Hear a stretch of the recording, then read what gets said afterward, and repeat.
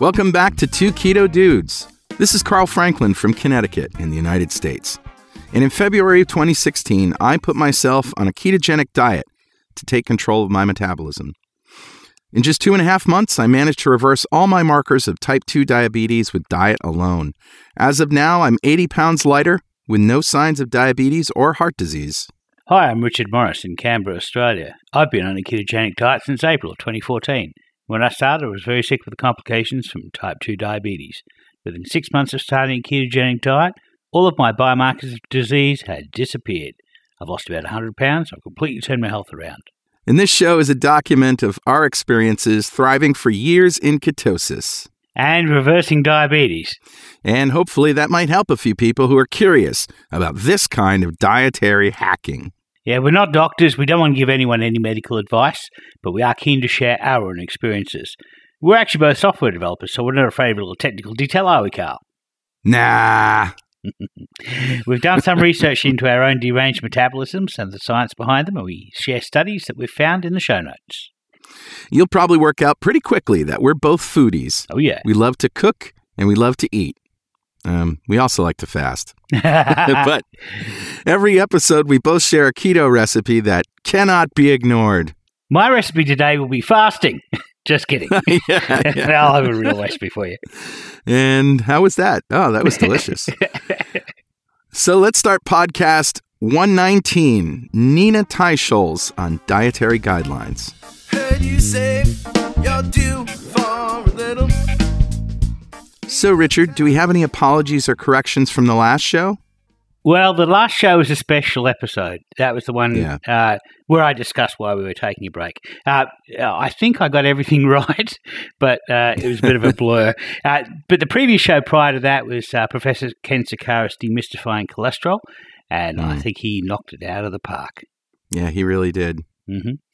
Well, let's revisit what a ketogenic diet is. A ketogenic diet is any diet that puts you in a state of ketosis. That means you're burning fat for energy rather than glucose. Mm-hmm. And the byproduct of that is ketones, and the fatty acids in the ketones provide energy. That's right. To get into that state, there's a surefire way that we do, which is eat less than 20 grams of carbs per day. Yep. You have moderate protein, which is 1 to 1.5 grams of protein for every kilogram of lean body mass you have. Yep. And the rest of your energy you get from fat. That's right. Don't fear the fat, kids. No, it's all good for you. Well, I almost hesitate to ask, but how was your last few weeks, buddy? Yeah, they kind of sucked. I've just finished an exam in human biology 2 days ago. It was a 90-minute exam, and I walked out after 45 minutes, and I said to myself, I've nailed this. But not all my exams are going to be like that. I've got I've got 3 more exams, but 2 of them are for the same subject. One's a honours pathway option. And so that's coming up over the next week. And then immediately after that, I'm off to Zurich for a conference, which will be interesting, and I hope to interview some interesting non-keto people, some people from the other side of the fence, so that's going to be interesting. This conference in Zurich is, as you said, sort of a gathering of the brightest minds in every field of dietary research, right? Not just low-fat, low-carb. No, it includes Walter Willett, who my lecturer in human biology nutrition said is the most famous nutritionist on the planet. Wow. And he's the guy who's done a lot of these studies that shows that we should be limiting our saturated fat intake. And for a while there, he was very big on eating carbohydrates, so especially plant-based and grain-based. So that I'm hoping to meet him. That will be a highlight. And of course, there'll be lots of people like Gary Taubes and Nina and Jason and Megan are going. A lot of people from our side of the game, and it's going to be a fascinating conference. It's actually being put on by an insurance company, Swiss Re, and the British Medical Journal. So, it's a combined effort. So that's going to be fascinating. The past couple of weeks has not been good, obviously. I had a death in my family, and I had to go to Singapore in a rush for the funeral, and I had to MC the whole event. So, that was what it was. But anyway, it was good to take a little break off podcasting for a while just to get my head back into the space, and now I'm ready to get back into it. Yeah. So how was your week, Carl? Well, first, before I tell you how my week is, I got to tell you on behalf of all the listeners who felt the same way, your message was extremely inspiring. And I can't imagine how difficult it must have been for you to be so gracious in that time. So thank you. You're welcome. Thank you. Well, let me talk about my last couple of weeks. The last Keto Mini Fest was last Saturday, and it was awesome. Cool. I made the bacon wrapped lamb chops that I did at Breckenridge, and I talked about. Oh, yeah, they were good. Yeah, except that I did them a bit differently, and this was after discussing it with Chef Rob and Chef Kyle. That the whole thing with lamb chops is if you cut them and then cook them, they don't, there's more crust. You know what I mean? Yeah. You don't get as much juicy lamb, and so the whole idea is to roast the whole rack somehow, and then cut it, and then cut the lamb chops after they've rested. And now you've got these wonderful, juicy lamb chops. Nice. So the way we did it was I cooked off the bacon first and made it really crispy. And the way that I do it is in the oven on parchment, 300 degrees for 20 minutes or whatever. And I made it really, really crispy and then put it in a food processor and turned it into real bacon bits. So crunchy, crispy bacon bits. Yeah. And then instead of wrapping the bacon, obviously because it's cooked, what I did was I took a mixture of 3 parts mayo and 1 part Dijon mustard, mixed that up, and rubbed that over the meat part of the lamb chop rack. Yeah. And then rolled it in the bacon. I see where you're going now, yeah. So it's still awesome. Bacon-encrusted lamb. Yeah. Except now it's been elevated a little bit more. And so then I roasted that until it was done and let it rest. And then cut them individually. So everybody got about 3 chops, 4 chops. Nice. I think we did 3 chops for everybody. Plus, we did roasted Brussels sprouts. And you know how I do that. Olive oil, salt, pepper, just roast them. But I made a bordelaise sauce to go over that. And the bordelaise, of course, is one of the classic sauces. I think I actually talked about how to make it. You basically cook shallots in butter and add wine and cook it down, and then you add veal stock or beef stock. I made beef stock from shank bones, and it was just awesome. So the other thing was that I met Carrie Brown there. Oh, okay. She is a co-host of the Keto Evangelist Kitchen podcast. Nice. And her deal is she suffered from depression and bipolar for years and years and years. And then she did some research and figured out that the ketogenic diet, and particularly cutting carbs and sugar, was really good for depression. And so she did that, and she lost weight, of course, but also her symptoms went away. Nice. All her bipolar and depression symptoms, just she hadn't had a flare-up since she went keto. And she hasn't had an episode or symptoms, as I said. So she's dedicated herself to showing people, how this works and talking about it. But also the whole kitchen thing is like us. She's a foodie. Yeah. And she wants to get the message out there that ketogenic eating is delicious. Well, it's not. Yeah. It's also cooking for yourself is an essential part of the cure for diabetes. I mean, learning how to use a kitchen to make your own food, to be in control of your food, is the essential part of the cure for diabetes. That's right. Speaking of other things that are happening locally, and I'm sorry I'm taking a lot of time here, but our friend Jack Chaplin from Daddy Jack's went keto, and he's done it for now maybe 13, 14 weeks. Wow. That's impressive. Yeah, and he's liking it. And, the big advantage for him is he's a chef and he can cook for himself. So there you go. Yeah, and he can cook for everyone else too in New London, which is also awesome. That's right. He wants to get a keto menu going. Nice. So he's all in. Yeah, so if you're in New London and you're keen to go keto, but you want to also eat out, try Daddy Jack's. That's right. Just tell them you're keto. Well, the other thing I got to say is the RD86 space is getting pretty busy, and that's a good thing. They're opening their patio for business this week, and they've put an outdoor kitchen in there with a couple of grills that are also smokers, refrigeration, and a full bar. And the whole thing is going to be open as a restaurant 7 days a week. Wow. That's wonderful. Yeah. So that's great for them. But for me, I'll probably be doing the Carl's Keto Kitchen videos and the Keto Mini Fest events at my house, which has a very nice kitchen, by the way. And lastly, because, we got 3 weeks to catch up on here, I also took a remote job working on a web-based educational software package, and I'm having a blast doing that. Yeah. Back to being a developer again for a bit. Well, I was always a developer, but this is actually working on a project for somebody else. Yeah, which has been a while. So, you feel like giving away some swag? I definitely do. What are we giving away, Carl? Well, we're giving away a signed copy of Lies My Doctor Told Me, a book by Dr. Ken Berry, who happens to be my doctor. But this book was great when I read it, and then I contacted Dr. Berry, and he became my doctor over this interaction. And I've completed the audio version for audible.com.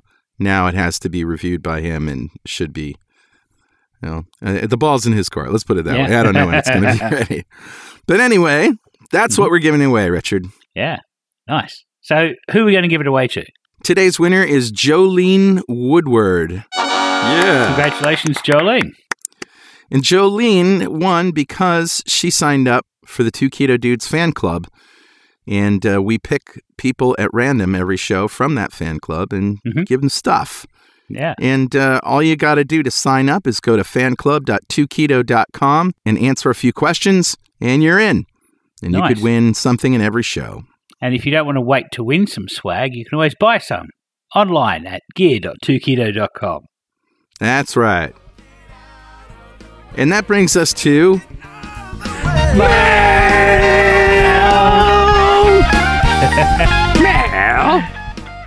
Yeah. What you got, Carl? Well, this is a very inspiring story that was posted in our forum, but it's actually a blog post. So we're linking directly to the blog post. It's from Carmine Leo. And the post title is Food, Serious as a Heart Attack. And it's a long blog post, so I'll just read the important bits. But I think we're going to get Carmine on the show to talk about this because it's an amazing story. At 9:15 p.m. on Tuesday, April 2nd, 2007, just as the opening credits for that evening's episode of Star Trek Enterprise started rolling, I had a massive heart attack and died. Wow. 3 times, in fact. I died on my living room floor, in the ambulance, and once again in the ER. Long story full of heavy drama, cliffhanger, close calls, amazing technologies, and personal transformations, but the upshot was that I spent 6 days in a cardiac ICU and generated well over $100,000 in medical debt. Ouch. The nurses told me that only 4% survived the kind of heart attack I had. Very close call. Yep. Coming out of that event, I was seriously disabled. A 50-foot walk to the mailbox at the end of my driveway required a 45-minute nap afterwards. Nonetheless, in between naps, I could go online, and I did. My focus was, what the hell happened? Yeah. I had no significant lifestyle risk factors, no family history of heart disease, and had been a strict vegetarian for over 40 years, eating a diet that included no meat, fish, birds, or eggs, or anything containing those ingredients. I did eat dairy products, including milk, cheeses, yogurt, and butter, but those were the only animal products I consumed, and I had them in small amounts. I was 56 at the time of my heart attack, just 3 weeks before my 57th birthday. All right, so here's the thing. He goes on, but the key that I want to point out is, at the time of my heart attack, I was shocked to discover that my total cholesterol was normal. Right. According to conventional wisdom. It was 179. But that I had an A1C of 11.2. Wow. So blood glucose may be around 280, if I remember correctly. And yeah, I think that's about right. That I weighed about 215, give or take. that I had IBS, irritable bowel syndrome, high blood pressure, serious arthritis, and a host of other underlying conditions. Nobody tells us that half of all fatal heart attacks occur in people with normal cholesterol, and they certainly do not advertise that 70% of diabetics die of heart disease. So that's about all I'm going to read. I mean, that's pretty scary for me because my HbA1c was 11.2 when I first got sick too. Yeah. Interestingly, my father died of embolism at age 57. Mm. So my 57th birthday is going to be a celebration. Yeah. Let me tell you. Yeah, I'll bet. But, this it has to do with what Nina's talking about, the dietary guidelines and how we got them wrong. But I also am going to call back to a video that we referenced on the very first cholesterol show that we did. Mm. And that was Malcolm Kendrick. The cholesterol hypothesis is wrong. Yeah. Yeah, I remember that. Yeah, and he basically goes on to say, here's some data from science that just doesn't jive with the cholesterol hypothesis. And one of them was a study in which over half of people admitted to U.S. hospitals in a certain time of year, and there was hundreds of thousands of these, had normal cholesterol. Right. Over half. Yeah. It's like 70% or something. So, right.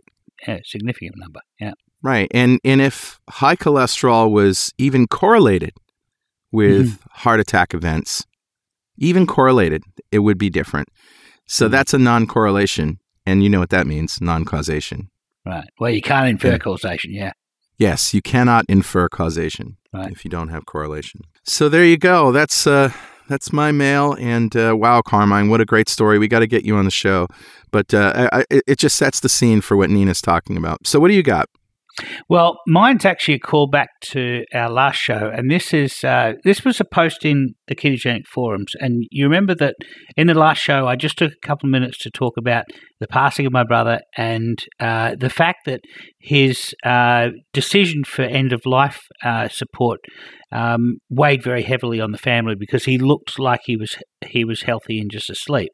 But of course, he had no brain function, and so it was very difficult for them. And so, so I spoke on the last episode about making a end of life decisions for your family in advance, and this includes organ donation. And I'd like to mention actually that he did donate. His heart was too damaged to be donated, but his heart valve went to somebody and saved their life. Wow. His liver also went to a different person, saved their life, and both of his kidneys went to two different people and saved their lives. And his skin on his back was harvested for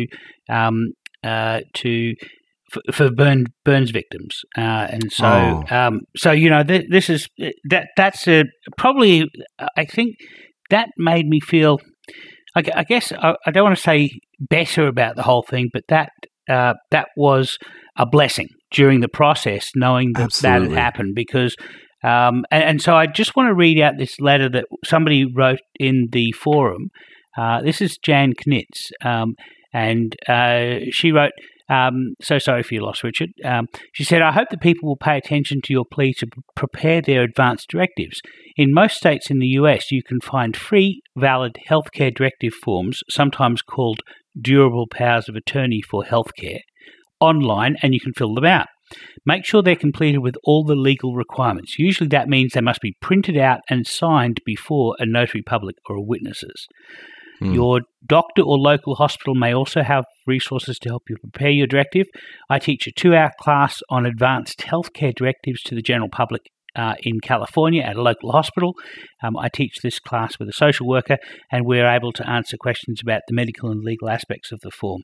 Our participants almost universally tell us how valuable that training is. So I just want to thank Jan for her work doing that, because that's an important thing. And I suggest if anybody has any questions about that process, feel free to go to the forums and look for the condolences to Richard and the family thread, and Jan has posted it in there, and feel free to ask her some questions. So that's my mail for the day. Wow, Richard, I don't know what to say. That's an amazing outcome of a terrible tragedy. Yeah. And it's really amazing that we have the power to do that, and so many of us don't. Yeah, it really is the greatest thing that you can do for a stranger. And we're going to talk to some people who've been at the other end of that decision. Sure. At some point, we hope to be able to talk to some organ recipients and That'd be talk great. about that part of the process as well. That would be awesome. All right, and that brings us to the content portion, what you're listening for, not hearing us blather on. Yeah, sorry. This is an interview that we did with Nina Teicholz in New York City when Richard came to America in April. And Yes. we went down there, we went to her home, and this is it. Let's roll it.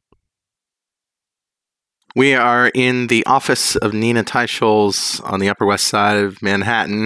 Yeah. It's a pleasure to be back here. Great to have you guys here. I remember you taking a vow of silence not to say how messy my office is. It's not that messy. Your secret is safe with us and our fans. Yeah. So we have a lot to talk about. We were going to talk to you in Breckenridge, but couldn't find a quiet place, and you're very busy there. You did like 4 talks, didn't you? No, just 2. Just 2? Yeah, Oh. but we're all busy there because everybody's, convening, talking with each other. So. Yeah, Yeah. right. Richard, you were just talking to me about something we wanted to bring up with Nina. Yeah, there was a post from the Nutrition Coalition about sugar and starch causing obesity and diabetes that just came out on Facebook just today. So I think that was about this study that was a worldwide study based on FAO data that it looks at all the data in countries all over. It was like 153 countries. Right. And they looked at, so that kind of study is not the best because you can't really, it's not great comparing data between countries. They have different ways of measuring it. But one of the things that came out of that study was that what most consistently correlated with mortality, which means you die younger, was your consumption of carbohydrates. And they particularly singled out wheat and cereals. Wow. Those were the 2 things they said. Yeah. Wow. And that what did not correlate with death, in other words, the more people ate of it, the less likely they were to die, was animal fats Right. and protein and animal foods. Yeah. So that was really interesting data because, of course, we're constantly told the opposite of that. Yeah, that goes against everything that we're told. We're told, everyone says eat a plant-based diet. Right. Well, you were saying today the Harvard Law School are suggesting to their alumni. Well, they're sending a query over to USDA saying eat a plant-based diet. But actually, this latest study follows upon another one that came out in August of last year that was a higher kind of quality data where they actually ask people what they eat and they do it in a systemized way, and that's called the PURE study. Right. And that came out with very similar results from I think over 60 countries showing what best correlates with early death and cardiovascular risk was carbohydrates worldwide. And that what least correlated with it was total fat and animal fat consumption. Yeah. You were saying, Richard, that this study we started talking about today said that reducing America's sugar consumption or the world's sugar consumption has gone down, and yet the rate of obesity has continued to go up. But it doesn't really say anything because we know that you have to cut sugar and starch to a drastic level in order to get the benefits of ketosis. Right. And by drastic, I mean 20 grams or less, or even under 50. But, just because overall consumption has gone down doesn't mean that people not adequately. It hasn't gone down adequately. That's right. Threshold effect, because we're still above the threshold beyond which we don't store energy appropriately. Right. So, I think that's some interesting data. It's definitely true in when I've looked at different countries in Canada and the U.S. since 1999, sugar consumption has been dropping. Right. And also refined carbohydrate consumption has been dropping since about 2001. But I think what the science really shows, sugar is clearly bad for health, but what the available science shows is that you have to reduce total carbohydrates. Right. And over a long period of time. If you eat 2 slices of bread, every other day, that's enough to keep you out of ketosis. Oh, in the context of somebody who's ketogenic, it definitely. Well, in the context of somebody who's diabetic and obese, right? That's true. Right. True. So there are people who are presumably reducing the amount of sugar they eat, but are still eating high starch, high, diets high, a lot of bread, a lot of grains. And, you can count like a lot of these people on, say, plant-based diets. Those are high carbohydrate diets with a lot of grains in them, even though they're very conscientious about their sugar intake, Right. So, I mean, to me, it says that, that sort of one of the takeaway points is like, there are a number of policies now focused on getting people to reduce their sugar intake, reduce their soda intake, and I think that's great. Yeah. But I don't think it's going to reverse obesity and diabetes in America alone. I think really we need to make the diabetic peak bodies like the American Diabetes Association and Diabetes Australia and other organisations. We need to work with them for them to enable a low-carb option for diabetics and then explain to them, here's the evidence that supports that. And not all of that evidence we agree with necessarily, but it's available as an option. Right now, it's not available as an option. Well, it turned out that it is, though, right? We talked about this on last week's show, that the American Diabetes Association is now not saying a total number of grams of carbohydrates per day, and they're offering a low-carb diet. So they've moved away from the 300 grams of carbs a day. Isn't that what we just discovered? I think you're right. They've moved away from the 300 grams of carbs a day mandate, and they're letting that be an option. So hopefully the Australians will follow that because they all share the same research.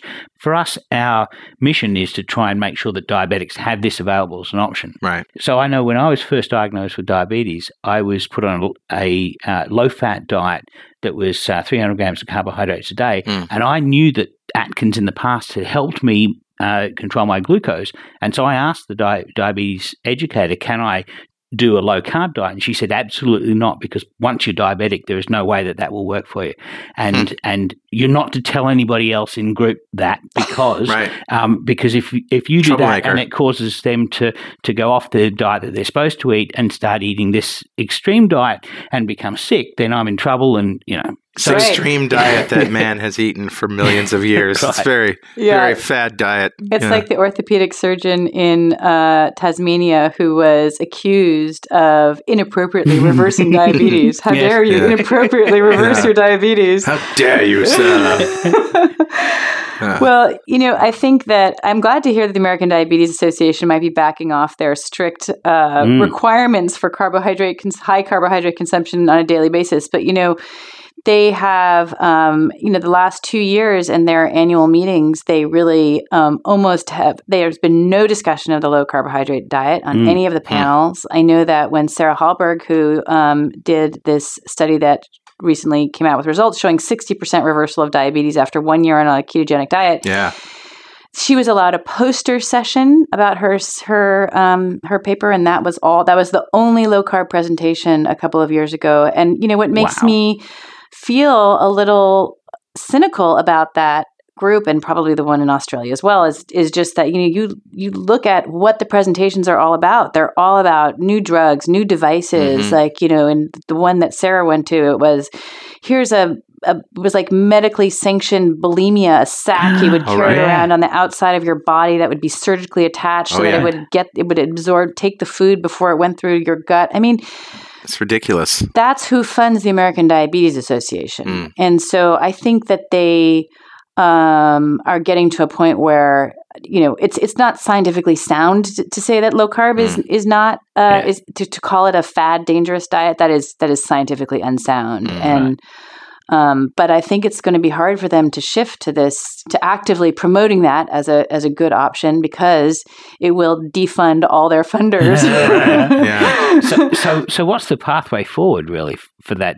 Do we literally have to just keep jumping up and down and with the science in our hands until they eventually look at it? I don't actually know the answer to that. I can tell you some ideas. There are a number of people who think that there ought to be a class action lawsuit against some of these associations. I don't know if that's viable, but or even helpful, right? I mean, I would like to see the American Diabetes Association and all these groups that have, established these huge behemoth organizations around pharma and all of that stuff, just downsize to the right size.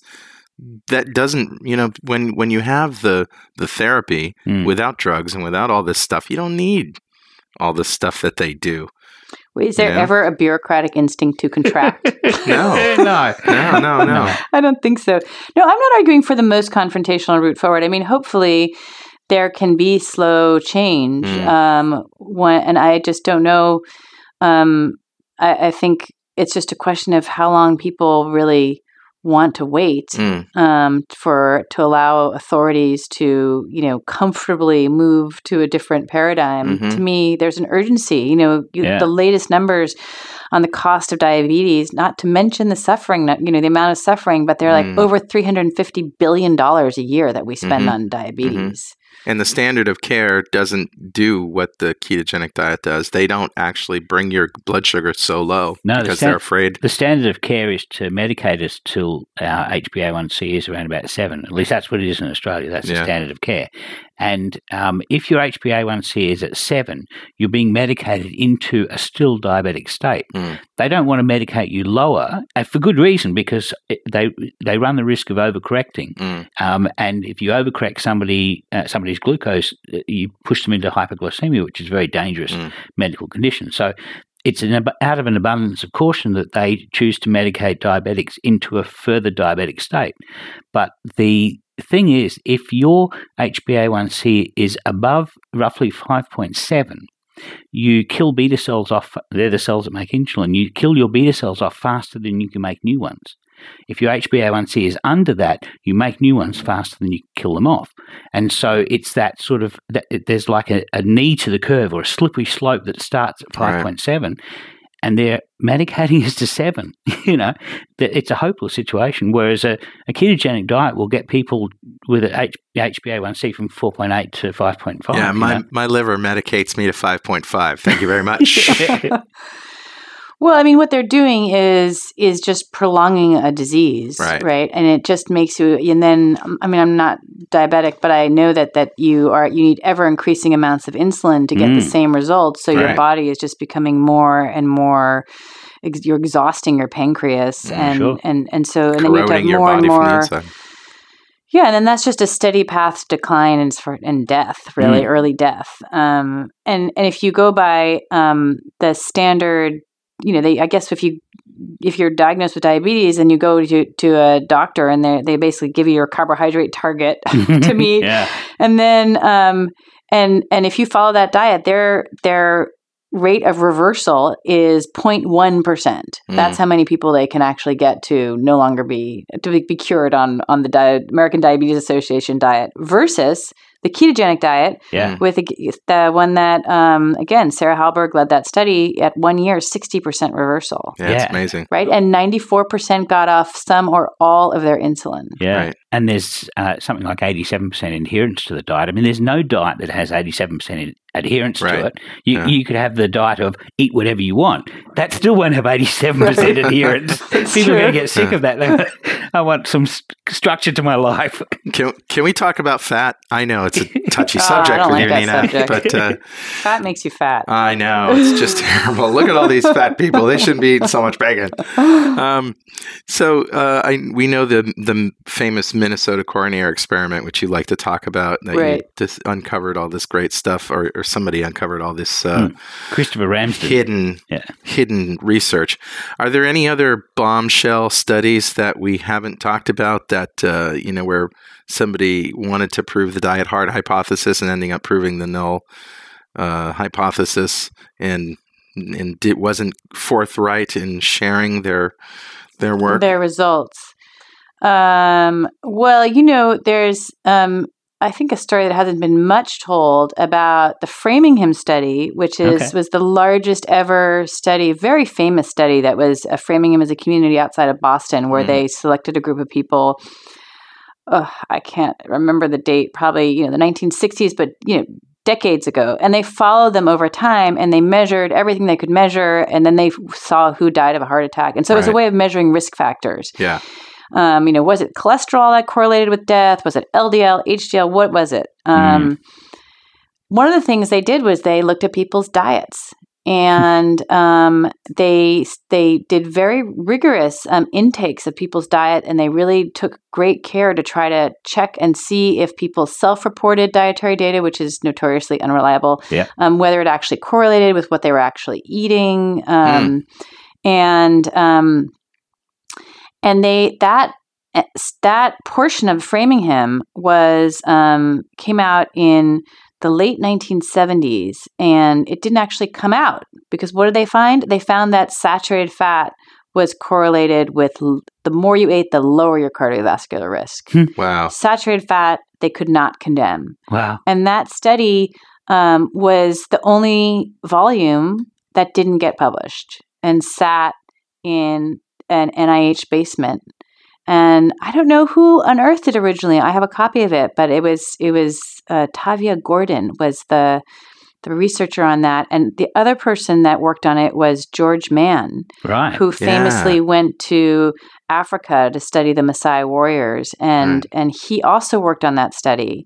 And that's what made him a skeptic of the diet-heart hypothesis. And that's also what helped end his career. Yeah. Wow. Because he would speak out about it. And one of the stories that I tell him, he was ostracized. And one of the stories I tell in my book, I actually talked to him when he was in his 90s in a nursing home, and he was just as sharp as a tack, and he was hugely bitter about what happened to his career because he had a very promising career at Vanderbilt University as a biochemist, and he told me a story about, but he did become a vociferous critic of Ansel Keys. And he said, well, one day I was at NIH headquarters because he was one of the leading researchers on this Framingham study, and the secretary pulled me out into the hall and said, if you continue your opposition to Ansel Keys, you're going to lose your research grant.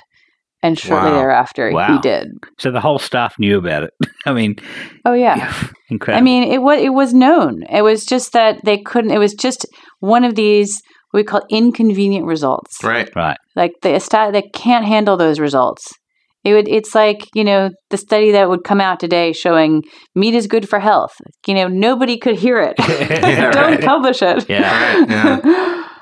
So that's another one of those stories. There's so many stories like that where scientists have talked to me about studies that they couldn't get published, results they couldn't get published, results they didn't want to publish for fear of hurting their careers. I mean, that Minnesota coronary survey, which I've talked about before, where they didn't publish their results for 16 years, and it was the largest ever test of Ansel Keys' hypothesis. Right. By Ansel Keys himself. By Ansel Keys himself. Right. And they came out with their results, they couldn't find anything wrong with saturated fats. Right. Didn't they find that it was protective? Or was that another study I'm thinking of? Well, later on, Christopher Ramsden, this NIH professor, went and looked. He actually went into Ivan France's basement and got out those magnetic tapes that the data used to. He was, along with Ansel Keys, one of the co-researchers, one of the lead researchers on the Minnesota Coronary Survey. And he had kept in his basement these magnetic tapes that Christopher Ramsden from NIH went and got those out of the basement, reanalyzed them. They had to reverse engineer the data format and build magnetic readers from scratch to be able IT to do guys, that. we would be all We're over software that. developers, so That'd be a fun project. That would be a fun project for a weekend. Get a couple electrical engineers. Yeah. I'm sure there's a lot of other unpublished data around, but what he found was that the more the men lowered their cholesterol, the more likely they were to die of a heart attack. Wow. And that had never been published. Yeah. Among men, I've seen figures among women. And elderly. This was just for the men. Well, this is not just a correlation. It was men who had actively lowered their cholesterol, successfully in a trial lowered their cholesterol, that had actually caused cardiovascular death. So, but I just wanted to say that the other thing that I recently learned from a friend of Ivan France's when Ivan France was alive was that he told this friend, the reason I didn't publish that study for 16 years was not that we were just lazy or whatever. He said it was because I knew I would never get another research grant. Wow. And that's the self-censorship that happens in a field like the chilling like effect. this. The chilling effect, right. Yeah. And that explains a lot actually. As Tom Naughton says, follow the money. But it's about people's careers too, because this person who told me this is a epidemiologist at Columbia University, and he said, and I kept asking him, like, why do epidemiologists not, they understand a relative risk of 1.17 is so close to 1 as to be, there's no effect, but that's what WHO has used to condemn meat for causing cancer. Yeah. Like, where are the epidemiologists saying this is wrong? This is not, this is not good for our field. This is not good science. And he said, we cannot write about it because we will never get another research grant. Yeah. Because the people who are at NIH who control our research grants, they are on board with this policy, and they're not going to. We can't change it. Like, we cannot speak out about the science. So one possible solution here could be private patronage. I mean, high net worth individuals coming in and helping to fund some of these things to break the deadlock that the NIH has over. Yeah, it's possible. But the NUSI, the organization started by Peter Attia and Gary Taubes, tried that model and really, I would say, failed. Kind of backfired on them. They just were not successful. I mean, it's just, I think that, the problem with selling that idea is that clinical trials are so expensive and they take so long. And even if you're a billionaire, to spend $50 million for something, you won't have any results for another 8-9 years. Right. And then will you really have an answer? I mean, so many clinical trials kind of just go wrong. Yeah. So it's a hard sell. Yeah. But I don't know. I mean, there are these like consortiums of companies that put together their money, and they're supposed to put it kind of in a blind trust, and they use that money to fund studies. When you were writing your book, The Big Fat Surprise, which, by the way, I knew it was like Economist Book of the Year, but there's several other Book of the Year. Well, Wall Street Journal, Mother Jones, Forbes, Library Journal, something called Kirkus Review, which is a big deal if you're in the book world. Just in case you didn't know, listeners, it's a big deal. It's a big deal. When you were doing that, you obviously had to look at a lot of science, and that's your thing. And Zoe Harcombe, when we interviewed her, gave us a few tips for how to spot bogus science. So I'm wondering if you could speak to the lay people who get the random Facebook share about, the latest, red meat causes diabetes or anything like that, or something that smells fishy and alternative to what we know and what we've studied.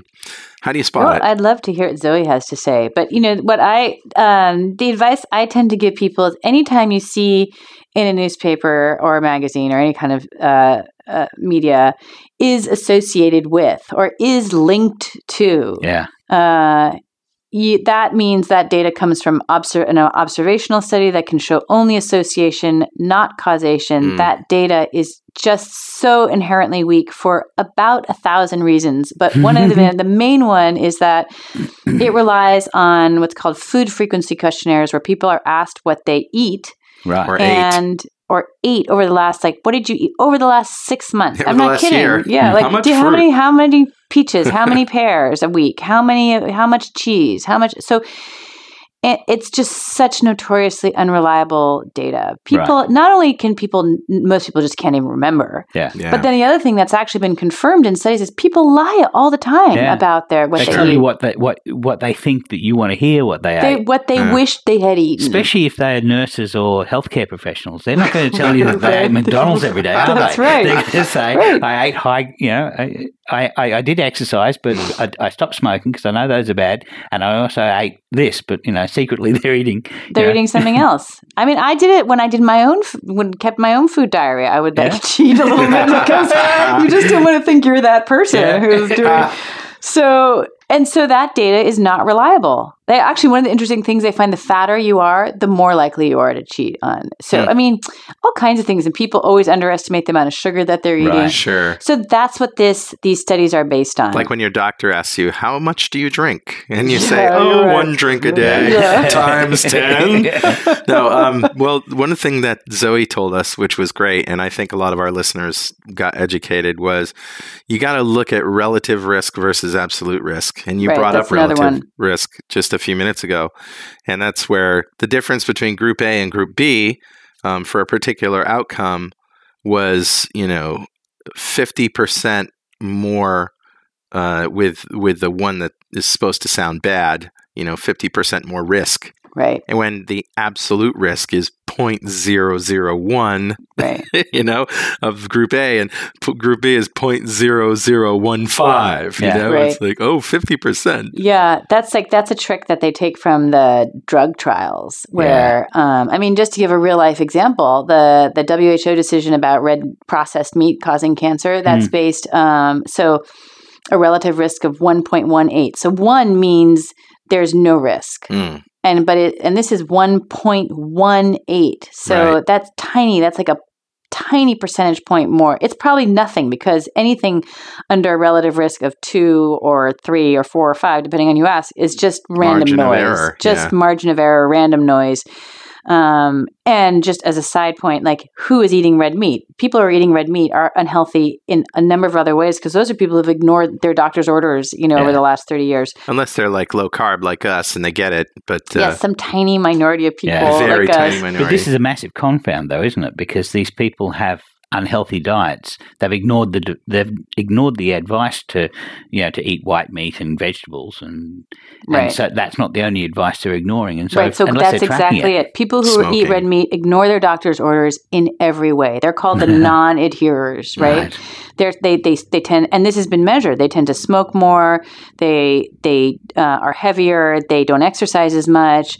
They don't do things like go to the symphony with family members, which is what you're supposed to do to have cultural events to make you be a happier person. And in so many other ways that you can never measure, right? So they're just unhealthier people all around, except for this small group like you.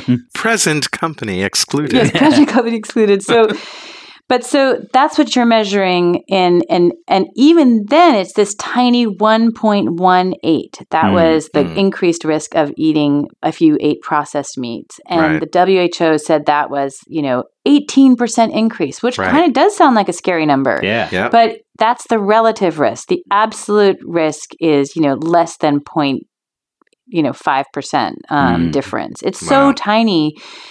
And one has to wonder, though, why are they going with this misleading data? And it's almost always because, scientists want in their studies, they want to have something that sounds impressive. A drug company wants their drug to sound like it's a blockbuster. Right.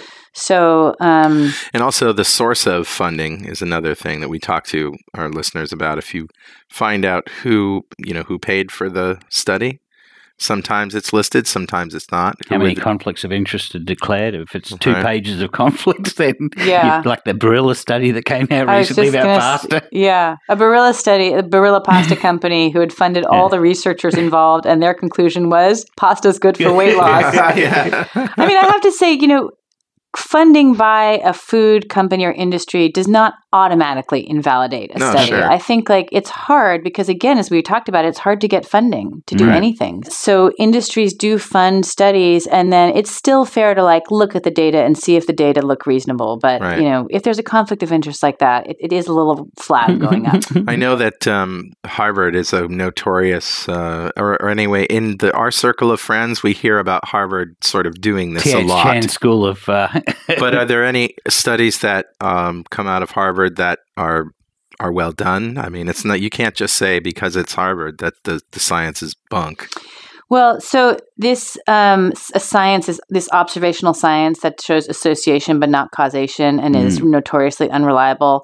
The 2 major databases are both at Harvard. The Harvard School of Public Health publishes almost exclusively these epidemiological papers, these observational papers. So almost everything that comes out of that school is associated with that. And the thing about Harvard is, even though it's Harvard, they have one is called the Nurses' Health Study, and the other is the Men's Health Professional Study. So first of all, those are not normal populations, nurses and doctors. Right. That doesn't represent the rest of us, right?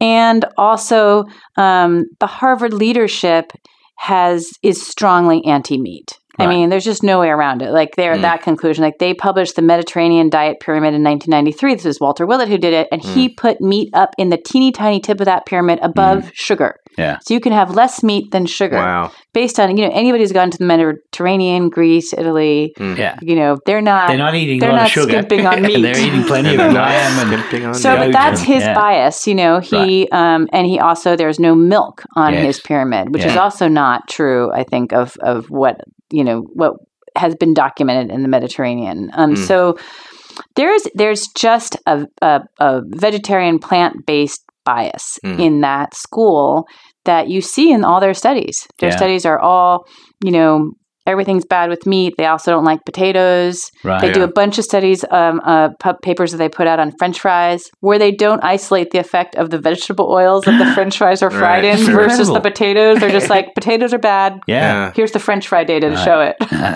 So why don't they like potatoes? Are they gateway drugs to meat? I think that, French fries, for some reason, French fries and hamburgers are just like the poster children for bad eating. Right. Right. French fries I think actually probably, if you're not diabetic or overweight, it's perfectly, potatoes are fine to eat if you can tolerate them. And if they were fried in lard, which is a stable fat, I bet you they're really good. Yeah. Or tallow, McDonald's fries used to be. So we, every once in a while, get a message on the forum or an email or whatever from vegetarians who are trying to do a ketogenic diet or vegans.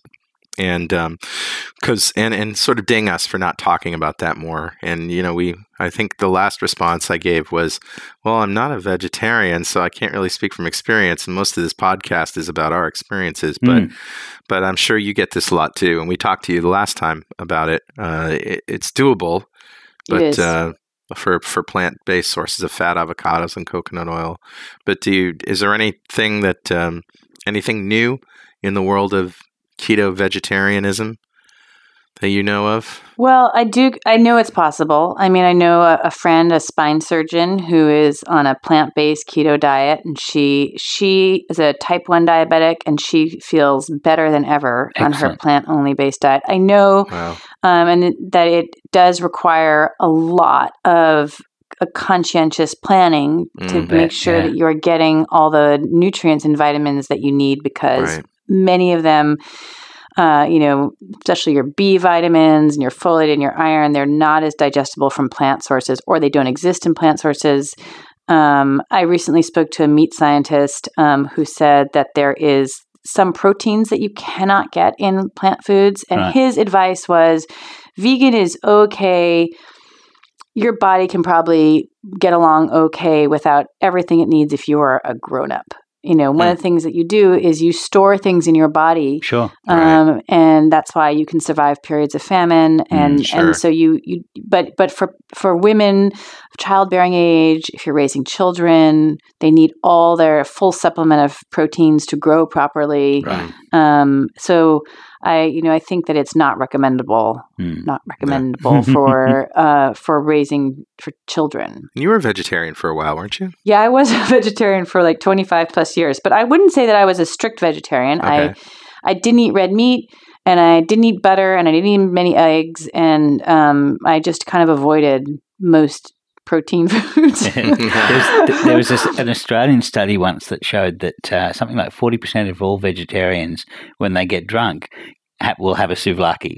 This is an Australian thing. So straight outside the pub, there's the street vendor selling souvlakis. Souvlaki too, yeah. I could go for a kebab right now. It's a sneaky one. I've also heard that the gateway food, I guess the exit gateway food for vegans is bacon. Right. The thing that lures people away from their... No, I was really not very healthy on that diet, but I wasn't a conscientious vegan or vegetarian in the sense that I didn't know anything about nutrition. I wasn't working hard to try to stay, I didn't know how to stay healthy on that diet. Yeah. And I will say that in animal experiments where they've done in the 1920s and 30s, when they did animal experiments on mice and rats, trying to understand if they could sustain an omnivore animal on a purely plant-based diet, they had to be exquisitely careful about how they balanced all their nuts and seeds and germs and pulses and everything to keep those animals healthy. And even then, they didn't live as long, and their children, their offspring, did not live as long. Right. So epigenetic effects, But it's just easier. It's easier to stay healthy on if you have animal foods, because that's where so many of the nutrients are, and they're more bioavailable in that form. Which is we are animals. It makes sense that food made from animals is going to have a lot of raw materials that we can use to build our body. Well, there are herbivores. They're herbivore animals too. Yes, true. Yeah. Okay, we're just not herbivores. Out of the water. But, thou art not a rabbit. Yeah, I intend to actually try keto vegetarian. I'm going to go ovo vegetarian, so I'll eat eggs for choline and other nutrients, but I'm going to try vegetarian for a month, and then the month after that I'm going to go carnivore because there's no way I can do a month of vegetarian without knowing that I can go carnivore the next month. Have you done that? No. Just the all meat diet? I'm going to try that, yeah. I've done it for like a week at a time, and it really works wonders for me. But that's another thing. Have we talked to you ever about fiber? I don't know as if we have. Do you have any thoughts about that? I haven't researched it in detail. I mean, I think that there is some work to show that the fiber requirement is the result of studies that were funded by carbohydrate companies. Oh, okay. Grain, wheat. Yeah. I think that the idea that your body requires fiber is contradicted by the fact that there are, human populations that survive very well without plants and vegetables, as we know, a number of those. There's the year-long experiment that was in 1928 of those two men, including Stefansson, who were on their meat-only diet, meat and fat diet. They were supervised at Mount Sinai by a team of medical professionals.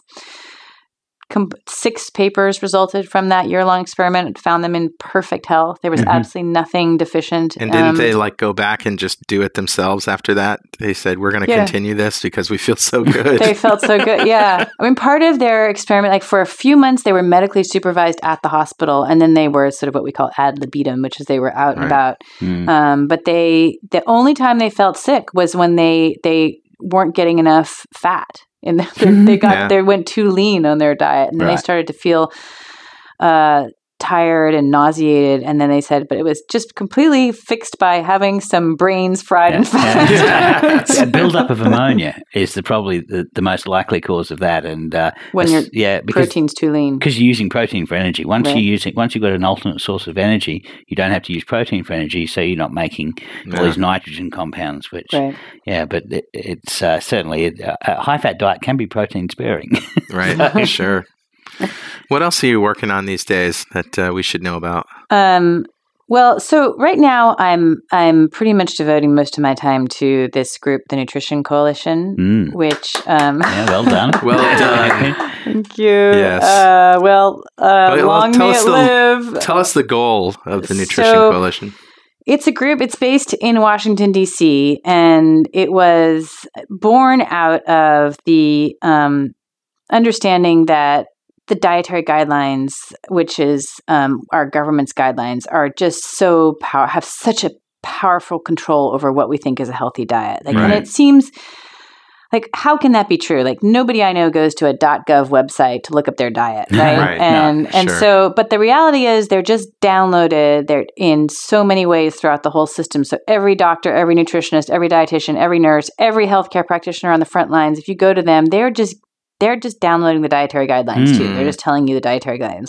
The vast majority. And in fact, in many medical practices, they're not allowed for medical liability reasons to give you anything but the so-called gold standard dietary guidelines. In fact, I know this one doctor who's low carb herself, and she's so frustrated by this that she says she takes the My Plate graphic, which for people in Australia who don't know, it's our graphic that shows what you're supposed to eat. Yeah. And it's a plate segmented up. Yeah. She just crosses out half of it. She's like, just don't eat that half of it. Good on it. But it's so powerful, and after I wrote my book, so the guidelines come out. They're supposed to review the science, and they come out every 5 years. And I looked in the 2015 expert report on the dietary guidelines, and I read all 491 pages, and I was like, well, where's all the science that I've just been studying for the last decade of my life? Like, none of it is there. None of it. And how is it they have these continued caps on saturated fat, given that there are all these review papers now showing the data never supported that hypothesis? And where's the low carb literature? Right. Yeah. At that point, there were 64 clinical trials on low carb. None of them were there. So what happened? And then it was just the most convoluted, contradictory scientific document that I had ever read. And I've read a lot of really bad science now. So then after analyzing that, I wrote up a cover story for the British Medical Journal and sort of critiquing this report, saying that the recommendations are not supported by the science, basically, right? Sure. And that the vast majority of clinical trials that have been funded by governments around the world have never been reviewed, never been incorporated into any of our guidelines, like just ignored, dismissed, silenced. So that article endeared me to everybody around the world, and 180 scientists tried to retract that paper, but it didn't. But at the end of a review, they stood by it, and they stood by it pretty strongly. But it still remains true that we have terrible guidelines. That they continue to have caps on saturated fats, which are the rate limiting thing on our being able to have like regular dairy, and just regular meat. Yeah, they don't have a low carb option. There's no, they have 3 so-called dietary patterns: Mediterranean, U.S. style, and vegetarian. Yeah. And all 3 of them are 50 to 55% carbohydrates. Wow. 50 to 55% of your calories is carbohydrate. And this drives all food delivered by the military in schools and across the nation. The elderly in nursing homes, what you eat in hospitals. It's the military, schools. The military, right. Yeah. Everything. And it affects the whole food supply. So ever since we've had our dietary guidelines, all cattle, all pork bred to be lean, low-fat milk. Right. And it's totally changed the whole way, the eating patterns across the world. So our group is basically trying to educate policymakers and people in Washington about the problems with the guidelines and trying to affect some kind of change. And you've got like 2 years to the next guidelines, don't you? Yeah, well, they're in 2020 is the next version. Right. So, a year and a half then, yeah. Not very long. Yeah. Wow. And this is a group that we can donate to if we want to support your cause, you right? Can. Yes, please do. It's nutritioncoalition.us, and there's a lot of information there, and you can sign up for our newsletter. It's important to state we get no industry funding. We refuse to take any funding from any interested industry, and so we rely on donations from people. So like here's your listeners. chance, listeners, if you want to be a part of something big, Help some big change. Yeah. This is your chance to do it. You got 2 years. Well, and it's because, what's so important to everybody is their own health and the health of their family. Yeah. But what about your elderly parent in the nursing home? And what, who's suffering from dementia? And what about your child at school? And what about the military who's fighting on your behalf? And what about, there's so many ways. And what about the fact that all your employees, the absenteeism of your employees is all based on the fact that they're home having a carbohydrate coma. That's right. I couldn't deal with life, ate a bag of Doritos, ate some Oreos. Yeah. So it really affects everybody. Yeah. And, it's not, I think one of the astonishing things about the work so far is just that inside what we call the Beltway, which is inside the DC world, like they have never heard these ideas.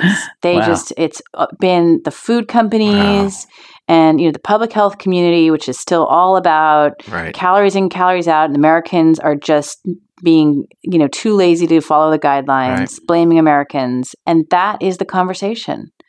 Well, thank you on behalf of the rest of the world for bringing that inside the Beltway, because this is something they need to hear about, and it needs to at least be an option. Yeah. Well, it takes a village, so I need people to participate. And I'll tell you actually one thing that we did recently, which I'm proud of and illustrates why we need everybody's participation, is that the USDA, which is the agency in our government that runs the guidelines, they actually said this go around that they were not going to review all the science the way they have done badly in the past, but they were going to select certain key topics that they thought were worthy of review, which I translate as meaning we know our guidelines are out of touch with what the science actually is. Yeah. And on that list of topics, which wasn't very long, were the low-carb diet. Great. And saturated fats. Great. So we put out a call to all of our, friends and supporters, please ask your people to send in public comments because they asked for public comments. Right. Oh, wow. So for 1 month, there was a public comment period. And at the end of there were about 6,500 comments. Right. A third to a half of them were from our people. Wow, great. Wow. Well because, done. as defined by, they mentioned they talked about saturated fats and they talked about the low-carb diet. Sure. Can you comment on the U.S. News and World Report list of making the ketogenic diet the bottom of the list for the best diets in the world that you should follow? Yeah. U.S. News and World Report is a magazine in the U.S., and they do this every end of the year. What are the best diets? And they had 44 diets, and the number one diet, they had a tie for number one. That was DASH, which is the diet to reduce sodium and tied with the Mediterranean diet. But it wasn't really the Mediterranean diet, was it? No, it's like a low-fat version of the Mediterranean diet. But and at the very bottom of the list was the ketogenic diet. Right. So you just, you look at who's on their so-called expert panel. Right. It's Dean Ornish? What? Was Dean Ornish on? I don't know if but it's it's all the plant-based diet people. Yeah. It's just that gang of people, and they are... And so Gary Taubes and I wrote an op-ed about that in the LA Times, and we just look at the evidence. DASH, this diet, which has been favored forever by the American Heart Association, tested on, maybe 2,500 people, all middle-aged, all and in studies lasting no longer than 6 months, shows no effect on weight loss. Wow. And the only thing it does is it reduces blood pressure if you are high blood pressure. And all of these people that they were testing it on were all hypertensive. So it's not a regular population. No, hypertensive, you reduce the sodium. Hypertensive middle-aged people. Well, if you're hypertensive and you're a glucose burner, reducing salt is the only thing you can do. Yeah. But your kidneys are still holding on to an inordinate amount of sodium. Right. Yeah. So, but nothing for weight loss, nothing for diabetes. And in terms of the cardiovascular risk factors, it caused LDL to go down. That's, considered a good thing. But in all those studies, well, let's just give them that. But, in all those studies, the HDL, the good cholesterol also dropped. Right. So if anything, it's a mixed outcome. Yeah. Or just a bad outcome. Yeah. So that was the DASH studies. The Mediterranean diet has mainly been tested in one study funded by a bunch of food companies in Spain. And that diet that was shown to be, good for cardiovascular outcomes, but nothing on obesity or diabetes. Now, when you say cardiovascular, do you mean reducing cholesterol, LDL? I think, no, they actually had hard outcomes where they looked that's another thing where, it was like a 0.2 reduction in risk. Okay. As defined by a combination of what's considered hard endpoints like heart attacks and stroke. Yeah. Well, like you said, it was a high carb version of the Mediterranean diet they were talking about. It wasn't, Asim Malhotra's Puapi diet by any means. Right. Well, the one in the Spanish study, actually, it was a 41% fat diet, which is probably why it showed better outcomes than and was compared to a low fat diet. Well. Really, any diet looks better than a low-fat diet. Maybe Mediterranean, maybe Siberian. If they want, as I always say, maybe if researchers wanted to go to Siberia and study their diet, which is higher in fat, I'm sure it would look better than a low-fat diet. You could live on earthworms and have a better outcome, probably. So if you fry them in butter. I think one of the things that we can tell from associational studies, because this is all associational data. No, not that Mediterranean is an actual clinical trial. It was a clinical trial. Yeah. Okay. So, but it showed a small outcome, a small result. difference. Yeah. First year only of a 5-year trial. Yes. A lot of these observational studies, however, one of the things that we can tell from those, even if they have small results, if there's a lack of correlation shown, then we can infer a lack of causation, and that's the case with the Pure study that you mentioned. The evidence against carbohydrates from that study was like 1.28, which is inadequate. I mean, this is the same number as the same risk as the evidence showing a positive association for whole grains that the Dietitians Association of Australia use. Right. I mean, these are all small numbers below the Bradford Hill standard, which is a twofold. If it's above 2, then you can start thinking, well, there may be some causation involved. If it's like 7, then you know it's like cigarette smoking and lung cancer. But it warrants further study. That's not any kind of causation. No, it's a hypothesis generating activity. Right. But the one thing about the Pure study, they actually showed that there was no correlation between saturated fat and all of these hard endpoints that they were looking for. And if there's no correlation, there cannot be you can actually infer that is adequate to infer no causation. So, that's one thing. I mean, the Pure study, when it came out, it came out and said carbs were good and carbs were bad and fat is good. And a lot of people in the low carb community thought that was a wonderful this thing. is great. Yeah, I got sent to me on Facebook by all my friends who were like, "Hey, guess what?" And we were like, "No, that's just associational data." Bad science. Well, and it's this is going back to like tips on how to understand science. So if two things are positively correlated with each other, that shows an association, but not causation. So like in this Pure study, carbs were associated with higher rates of death, but that's enough to show causation. Right. Yeah, it's not. There's really only one observation that has ever been, the magnitude has been big enough to effectively prove causation, and that's smoking and lung cancer, where heavy smokers had 10 to 30 times more risk of lung cancer than non-smokers. Yeah. 10 to 30 times. In nutrition epidemiology, that number rarely gets above 2. So those associations are just tiny, very weak. And and because the data is so weak about, these food frequency questionnaires, just likely to be nothing, noise. Right. But again, it's positive correlations like caffeine's associated with heart disease. You can find those positive correlations really in anything. I found one the other day. If you eat margarine in Maine, you're more likely to get divorced. If you're an internet user, you're more likely to have breast cancer. I mean, there have been jokes done on this where people take like astrological signs and say, if you're a Leo, you're more likely to get liver cancer or whatever. So, but where there are negative correlations, like the more saturated fat you eat, the less likely you are to suffer from a stroke, which is what the Pure study found. That contradicts the idea that saturated fats could be causing stroke, right? Here's another one for you. Red meat has declined by 28% in America consumption since 1970. Diabetes has gone through the roof. Can red meat cause diabetes? Clearly not. Exactly. So, is there going to be a sequel to The Big Fat Surprise? Maybe The Bigger, Fatter Surprise? Right now I don't have time to write another book because I'm doing this work in Washington, but I do hope to write another book. There's so much to be written about, or maybe my book in a slightly different way. I've been thinking about, there are a lot of people who can't read a big, long book. So I was thinking of, maybe talking about different diets and their histories and just really showing the relative amount of data behind each diet. Will you revise it if new studies come to light and new things change? No, I'm firm in my views, and I will never change according to the evolving data. Let me just say for the listeners that Nina used a sarcastic font when she said that.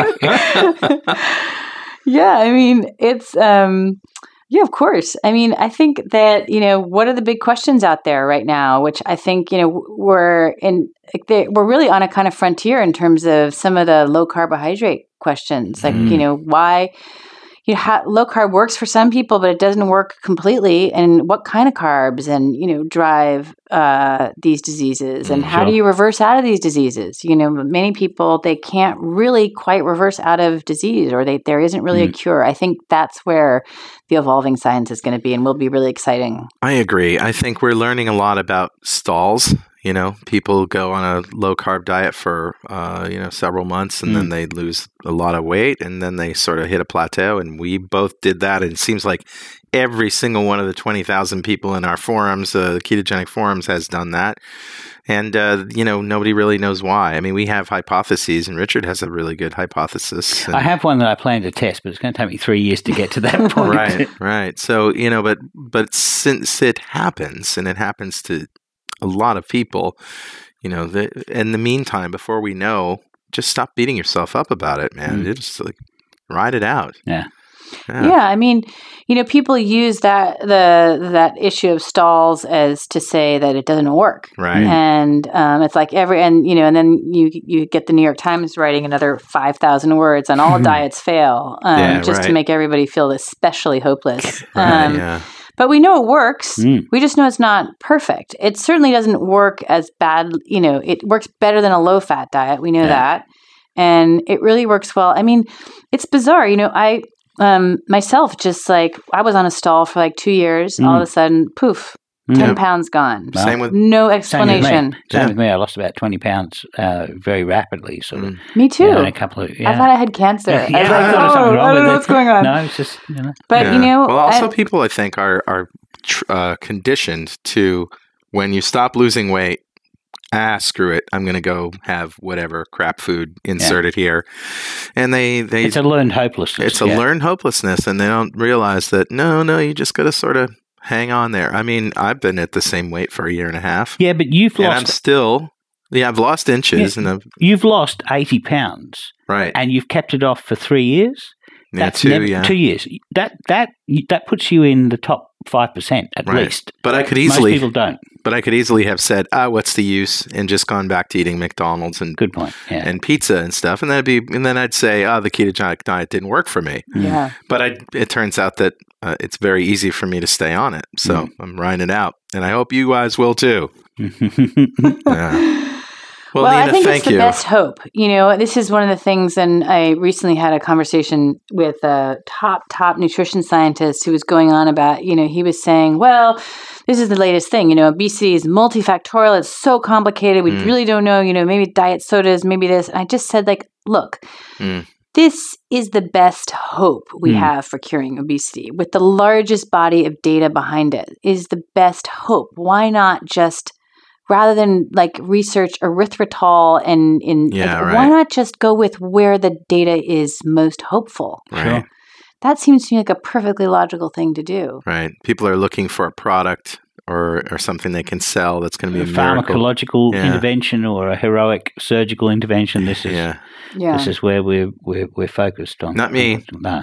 Bacon, butter, and eggs. Ribeye. Sounds good. All right. Thanks, Nina. Thank you. Been a Thank pleasure. you both. All right. Heard you say you're due for a little. It's always great to talk to Nina, and her work in the Nutrition Coalition is so important. She's such a pro. She is such a pro, but one thing she didn't do is beg for money, and they do need support. Yeah. So we're going to put a link to that Nutrition Coalition, and if you feel like supporting it, you can do that. We do. Yeah. And that brings us to recipes. Hey, you didn't ask me if I was feeling puckish. Yeah, that's right. Puckish. Yeah. Oh, yeah, well. I almost said male. This is the part where if you're fasting, turn it off now. Yeah. Well, I'm going to go first today, and I'm actually going to do a recipe that I did probably, I think it was the first or second episode of the podcast. And this is an omelette. And what I'm going to try and do is try and do some basic recipes. Some people have asked me, we like your recipes, but they're way too complicated. They use fancy chemicals and stuff. What we really want to know is how to do basic cooking. And so this is a recipe that probably I used maybe 90% of the time for the first 2 years of keto. For breakfast, every day, if I ate breakfast, this is what I'd eat. And it's basically a royal omelette with ham, cheddar, and avocado. And the way that I make this is I start off with an old Vegemite jar. You can use a peanut butter jar. You basically, what you want to do is you want a jar that you can put a couple of eggs in and shake it up and very quickly beat the eggs and mix the yolks with the whites. And so I put a skillet onto a burner to start getting my pan hot, and I put a little bit of bacon fat or a little bit of butter in there, because what you want to do is you want to get the pan lubricated, because when you put the eggs on, you don't want them to stick to the pan. So you want them to move around a little bit first. And so, and eggs cooked in bacon fat is just bliss. Eggs cooked in butter is pretty good too. Cook your bacon first and then cook your eggs. That's one way of doing it. Yeah, so I crack the eggs into the jar and put the lid on the jar and shake it up. And then I basically want to get to the point where I don't see whites and I don't see yolks. I just see, a solid yellow color. And then I'm going to I'm going to open the jar and I'm going to add a little bit of cream. I add about a tablespoon of heavy cream. This is what makes an omelette a royal omelette. You don't need to add cream. You can add water. You can just go dry, just not have any liquid at all. What you end up with then is a more drier omelette.